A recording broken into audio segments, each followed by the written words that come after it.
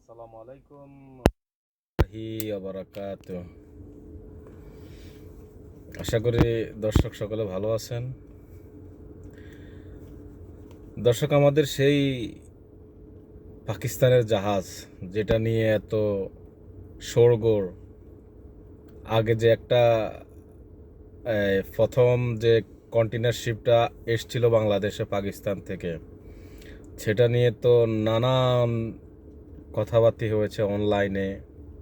হ্যাঁ, বিশেষ করে আমাদের শত্রুই বলবো, আমাদের শত্রু রাষ্ট্র ভারতের যত চুলকানি বাংলাদেশকে নিয়ে। হুম তো যাই হোক, এখন দেখা যাক সেই প্রতিবেদনে কি বলা আছে। শিরোনাম হচ্ছে, পাকিস্তান থেকে সেই জাহাজ এবার যা যা এলো। আচ্ছা, পাকিস্তানের করাচি বন্দর থেকে কন্টেইনার পণ্য নিয়ে দ্বিতীয়বারের মতো চট্টগ্রাম বন্দরে বহির্নোঙরে পৌঁছেছেন সেই জাহাজ। নির্ধারিত সময় একদিন পর আজ শনিবার বিকেল 5টার দিকে এমবি ইউয়ান জিয়াং ফাংজং নামের কন্টেইনার জাহাজ বন্দরে পৌঁছায়। জাহাজটিতে করে এবার পাকিস্তান থেকে সবচেয়ে বেশি এসেছে পরিশোধিত চিনি ও খনিজ পদার্থ মাটাইন। পাকিস্তানের করাচি বন্দরের সঙ্গে চট্টগ্রামের সরাসরি কন্টেইনার জাহাজ যোগাযোগ চালু হয়েছিল গত নভেম্বরের দ্বিতীয় সপ্তাহে। প্রথমবারে 370 একক কন্টেইনার আনা হয় জাহাজটিতে করে। এর মধ্যে পাকিস্তান থেকে আনা হয় 297 একক কন্টেইনার 297 একক কন্টেইনার। বাকিগুলো সংযুক্ত আরব আমিরাত থেকে। এবার আমিরাত ও পাকিস্তান থেকে আনা হয়েছে 811 একক কন্টেইনার পণ্য, যার মধ্যে 86% পাকিস্তান থেকে। তার মানে আগের তুলনা থেকে এবার দ্বিগুণের চেয়েও বেশি। আচ্ছা, পাকিস্তান থেকে এবার সবচেয়ে বেশি এসেছে পরিশোধিত চিনি, মোট 285 কন্টেইনার 1,84,200 ব্যাগ চিনি আনা হয়েছে, যেটা আসলে মূলত বাংলাদেশের ভারতের জ্বালা অন্তর জ্বালাচ্ছে। যেটা হচ্ছে, ভারত থেকে এই চিনিগুলো তো ভারত থেকে কিনতো।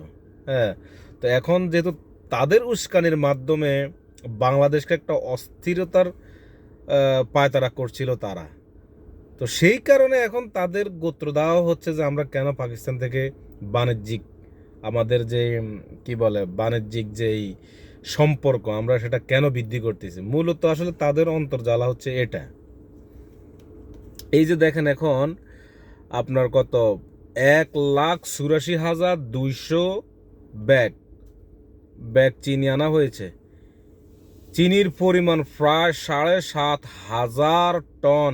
এই চিনি এনেছে খাদ্য প্রক্রিয়া শিল্প গ্রুপ, পান, RFL, Shehzad food products, 7 ice cream কারখানা, ব্রডওয়ে ইন্টারন্যাশনাল।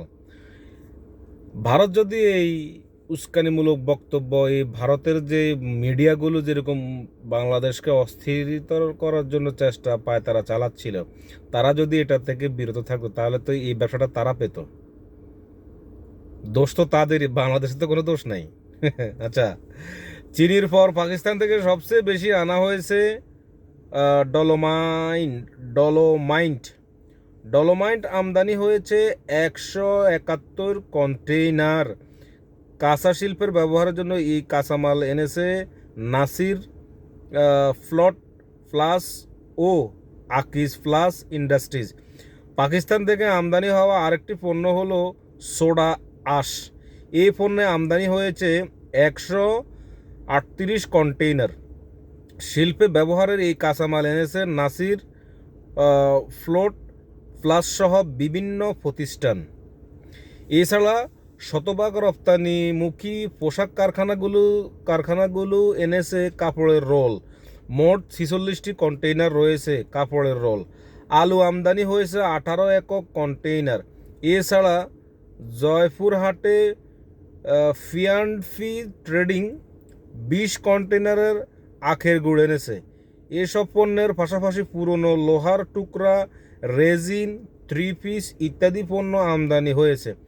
পাকিস্তান ছাড়া সংযুক্ত আরব আমিরাত থেকে আনা হয়েছে পণ্য।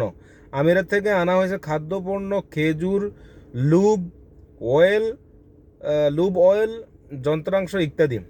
পাকিস্তানের পাশাপাশি আমিরাত থেকেও 10 কন্টেনার চিনি আমদানি হয়েছে। আচ্ছা, পাকিস্তান থেকে এতদিন শ্রীলঙ্কা বা সিঙ্গাপুর হয়ে চট্টগ্রামে পণ্য আমদানি হতো। তাতে এক কন্টেনার একবার এসব বন্দরে নামানো হতো, আবার চট্টগ্রামমুখী জাহাজের তুলে দেওয়া হতো।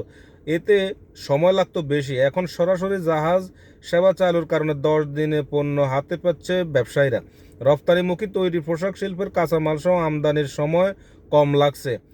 এমডি ইউয়ানো জিয়াং ফাং জং জাহাজটির স্থানীয় প্রতিনিধি, কর্ণফুলী লিমিটেডের সহযোগী প্রতিষ্ঠাতা রিজেন্সি লাইন্স লিমিটেড কর্ণফুলী লিমিটেডের নির্বাহী পরিচালক আনিস উদ্দৌলা প্রথম আলোকে বলেন, সরাসরি জাহাজ সেবা রপ্তানিমুখী শিল্প প্রতিষ্ঠান খুব দ্রুত কাঁচা হাতে পাচ্ছে। এই কারণে এই সেবা কন্টেইনার পরিবহনের হার বেড়েছে। এটা তো আমাদের বাংলাদেশের জন্য ভালো, আমাদের ব্যবসায়ীদের জন্য ভালো। আমরা আগে দুবাইতে খালাস করতো, এরপরে বিভিন্ন দেশে যাওয়ার পরে এরপরে বাংলাদেশে আসতো। এতে আমাদের ব্যবসায়িক যে কোম্পানিগুলো তাদের ক্ষতিও হতো। এখন যেহেতু ডাইরেক্টলি পাকিস্তান থেকে বাংলাদেশে আসার সুযোগ হয়েছে, তো এখন তো আমাদের যে আমাদের ব্যবসায়ীরা অতি জলদি তাদের কাঁচামাল, তাদের যে ভোগ্যপণ্য যে সামানগুলো, এগুলো তো তারা পাচ্ছে। এটা মূলত হচ্ছে ভারতের উস্কানি। আমাদের তো কোনো সমস্যা নাই। ভারতের ডর হচ্ছে যে পাকিস্তান থেকে ভাবুরে জানি কেন বোম নিয়ে আসা হয়েছে কিনা, মিসাইল নিয়ে আসা হয়েছে কিনা। চোরের মনে, ওই যে একটা কথা আছে না যে চোরের মনে পুলিশ। মূলত হচ্ছে তাদের ব্যবসা হাতছাড়া হয়ে যাচ্ছে। তো যে শেখ হাসিনার আমলে যে একক আধিপত্য, একক বিজনেস তারা বাংলাদেশে করেছে, সেটা আর হচ্ছে না, সেটা আর কখনোই হবে না। শেখ হাসিনা কখনো আর বাংলাদেশে প্রতিষ্ঠিত হবে না। সেই আওয়ামী লীগের ভারতের যে আধিপত্যবাদী, সেটাও আর বাংলাদেশে প্রতিষ্ঠিত হবে না। গোটা এক জেনারেশন তৈরি হয়েছে ভারত বিরোধিতা। গোটা এক জেনারেশন পুরা ভারত বিরোধিতার মধ্যেই তৈরি হয়েছে। এটা মূলত কারণ হচ্ছে ভারতের পররাষ্ট্রনীতির অযোগ্যতার কারণে। ওদের তাদের একটা বিহেভিয়ার যে শুধু আমরা নিব কিন্তু কিছু দেওয়ার ব্যথা নাই, শুধু তারা তাদের স্বার্থে। ঠিক আছে, তো যাই হোক, এটা আমাদের জন্য, আমরা মনে করি আমাদের ব্যবসা, আমরা যেখান থেকে আমাদের ভালো সুলভ মূল্যে পাওয়া যাবে আমরা সেখান থেকে ব্যবসা করব, সেই দেশ থেকে আমরা ব্যবসা করব। আমরা এক দেশের উপর তো আমাদেরকেও তো কোনো মানে হয় না যে এক দেশের উপর আমরা ডিপেন্ড থাকবো। তো ঠিক আছে দর্শক, ভালো থাকবেন। আসসালামু আলাইকুম। ভিডিওটি লাইক, শেয়ার এবং সাবস্ক্রাইব করে পাশে থাকুন। আসসালামু আলাইকুম ওয়া রাহমাতুল্লাহি ওয়া বারাকাতুহু।